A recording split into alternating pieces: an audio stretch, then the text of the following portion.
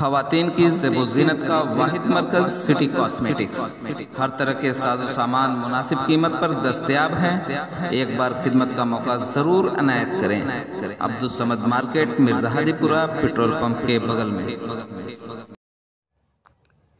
नाजरीन, आपका आग मऊ में खैर मकदम है। मैं हूँ नौशाद अंसारी। आदाब नाजरीन, हुकूमत उत्तर प्रदेश की हिदायत के मुताबिक मजहबी मकामात से उतारे गए लाउड स्पीकर को तालीमी इदारों में इस्तेमाल किए जाने के सिलसिले में आज मस्जिद से लाउड स्पीकर उतार कर तालीमी इदारे में लगाया गया।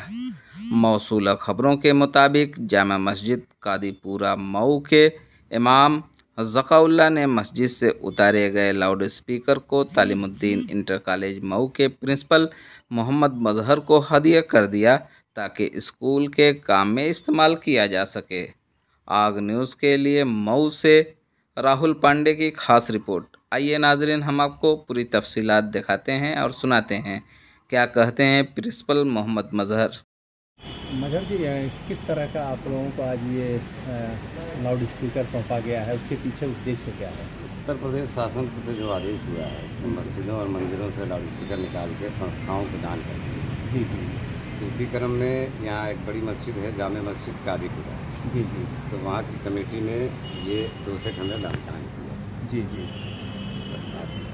कैसी पहल मानते हैं इस ये सरकार बहुत की? अच्छी पहल है।